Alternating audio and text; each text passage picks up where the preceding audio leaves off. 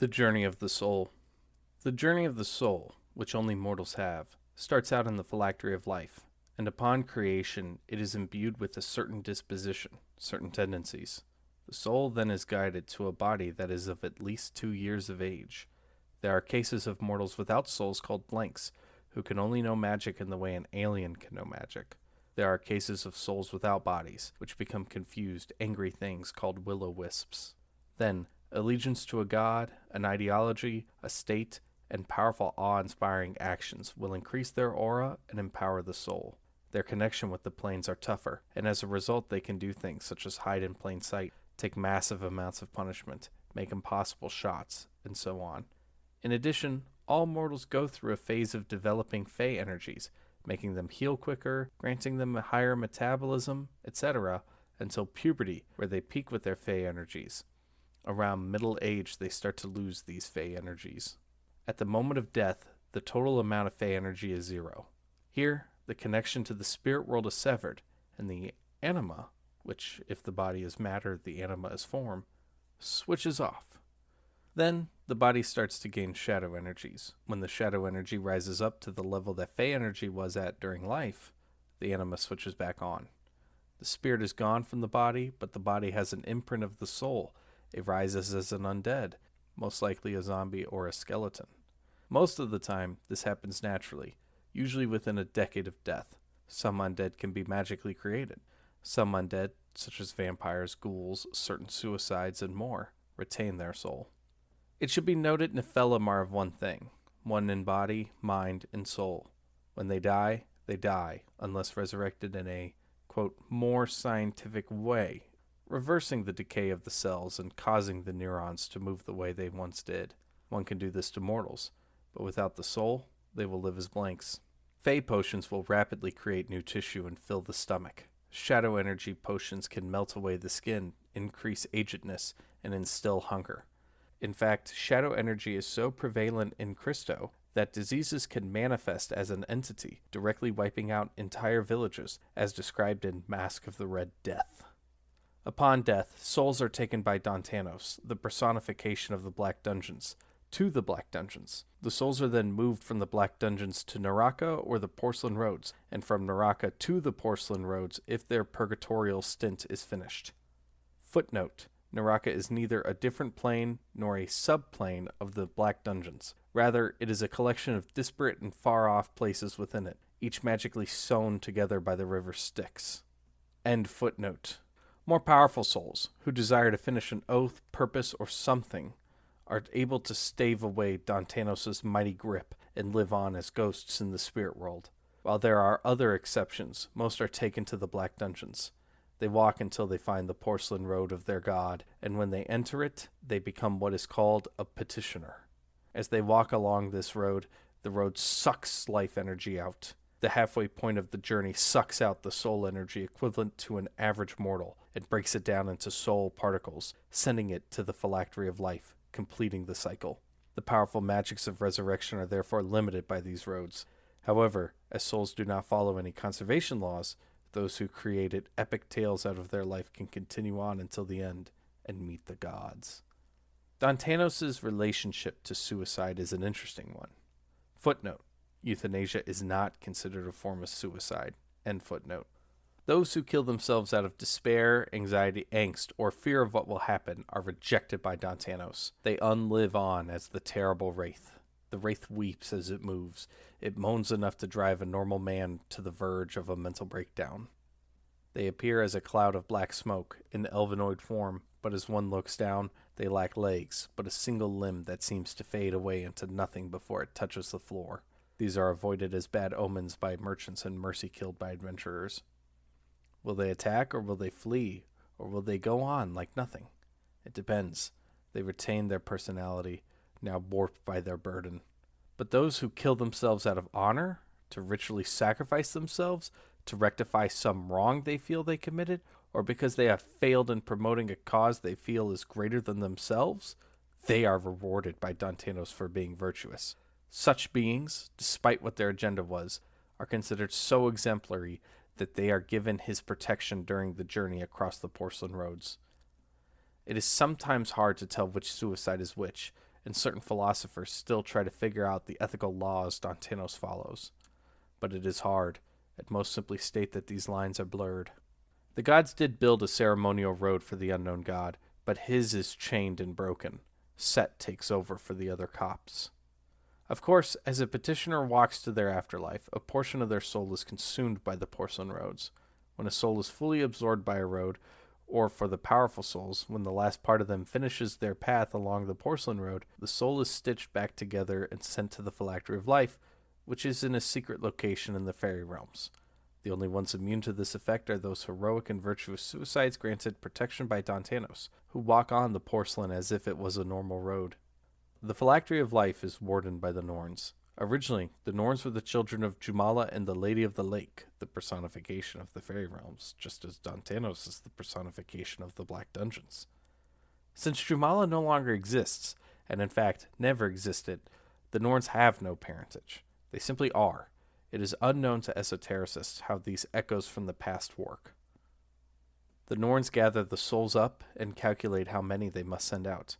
There is not only population change and loss of souls to will-o-wisps, there is also the fact that as the yugas pass, each mortal receives less soul until the Satya Yuga comes about once more. Of course, there are psychic blanks, and there is no conservation of solar energy. A powerful soul that gets far into the porcelain roads has much soul to give. These few are pulverized, split in twain into identical consciousnesses, and they heal in the phylactery of life. Sometimes they will even siphon the soul and keep some of it in storage, infusing it into a pre-birther, sometimes even creating souls from scratch. These pre-birthers have all the consciousness of what they were. Every attitude and thought is merged into one, but the most prominent of them all was what they were like at the very end. However, for those who did manage to cross the porcelain roads, part of them left for heaven, and what went to the phylactery of life is not but a pale reflection. In ways known only to the Norns, each soul is separated into groups. They are presented with a slate of potential bodies to go to, with a brief survey of what life will be like, and a history of the society and pedigree of this baby. Footnote on a brief survey of what life will be like. Though, of course, quantum randomness makes this analysis into a list of possibilities rather than a definite path, and it is known that the Norns do not factor in the possibilities of intervention from some other plane. It is not even known if the Norns give a full fate, or if they just calculate an approximation. Plus, it also depends on what souls will inhabit which bodies, which is itself randomly determined, so it must be that the Norns give examples of what could be, one of which most probably will be. End footnote. Then, the Norns assign each soul a number, and draw from the Fortune Ever Change to determine who shall get first choice and be sent to the Materium. There is no cosmic justice, no karma to be tallied.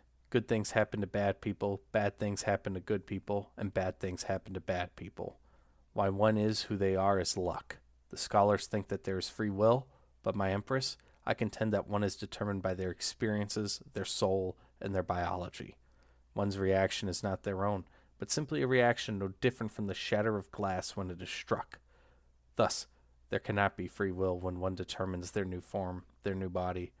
Their options are limited by the Norns and luck, and the choice they make is simply a choice made by a collection of their experiences and an imprint of their body. Though it is hard to trace back, as the soul in this early state is the conglomeration of soul stuff, extracted from pulverized souls. Still, the choice they make is not theirs to make. It is determined. It is a result.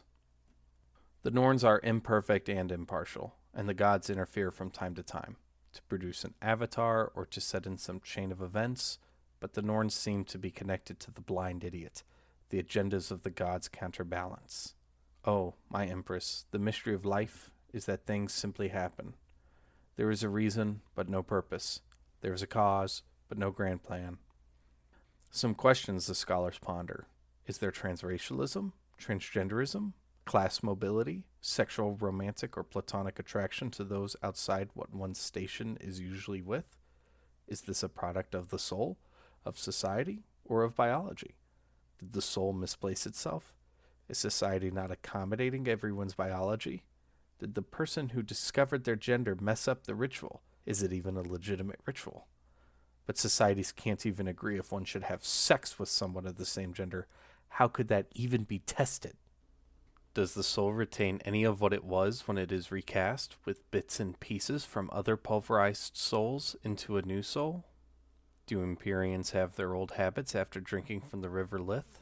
None can say, and those that do are probably wrong. The soulless are no help here because it is hard to tell if they did have a soul at one point and it's somehow separated. Furthermore, those that are not abandoned and thus die young, or are wolf children that never see society again, are usually kept alive artificially, to act as deadly spies and assassins. Still, some become a wizard's pet, subject to endless experiments to try to solve these questions. Many souls can be present in more than one body. One example of this is called possession. They both merge with the body in the way a single soul does. Do they destroy each other? Do they unite? Is it like multiple personality disorder? Or is it more like when the corpus callosum is severed, the so-called split brain? Do they merely influence one another in constant dialogue? The answer is simple. It depends. What Jumala did was create a way to go ahead, letting the mortals experience the totality of what their divine masters had in store for them, followed by a bath in Lith, totally destroying their every memory. Footnote: even the most committed to their god have transgressed in some way, and though an Empyrean had long ago let free the desire to deviate from divine will, these soldiers of gods needed to be something totally free of any deviation, future or past. End footnote. Then they are twisted, in a painful way, their mortal souls becoming the Empyreans, and bathed in Lith again. They study, train, and develop new personalities based on the old. Before, it was simply a way to allow a worshipper to come directly under a god's purview after death. Now the roads serve the purpose of enlisting soldiers. Of course, not all become Empyreans. Some become saints with their full memory intact, operating in the court of their god, or, for the atheists, wandering heaven. Some who make it to the end decide that now is the time to finally become an apostate. Their former god's enemies bless them and give them powers. They become a penitentor. A penitentor spends every moment attacking, foiling, and plotting against their old god, using their own weapons and secret cult knowledge against them. Those against the theocracy look at this as the utmost slavery, and others ask how exactly can the gods who claim to love liberty be okay with having slaves? This is wrong. To become an Empyrean, one's desires and wants have to happen to align with the desires and wants of their god. Surely, while they were alive, certain social norms, laws, or debates may have encouraged them to tread this path, and certainly they did not agree with all tenets of their faith. At the end, they really and truly did, not because the god told them to, but because they simply did. This transformation into the Empyrean is a sacred act. It lets them enter into the communion of saints, be of the same substance as their plane, and be in a union with their God. It is not a place or a state that is their reward, but that which they desire. Footnote: this poetic view is countered by the case of the modern denizens of hell, who are sometimes simply fulfilling a contractual obligation, but after they are bathed in Lith, it's not like anyone can tell. End footnote. The death of an Empyrean in the Materium sends their essence back to that astral plane, where it will reform, albeit weaker, after 144 Materium years, though it has probably lost its rank by then. If an Empyrean is killed in heaven, they die, and their essence is subsumed by their god and plane. If an Empyrean is killed in the Fortusian Everchange, they die, and their essence is totally destroyed.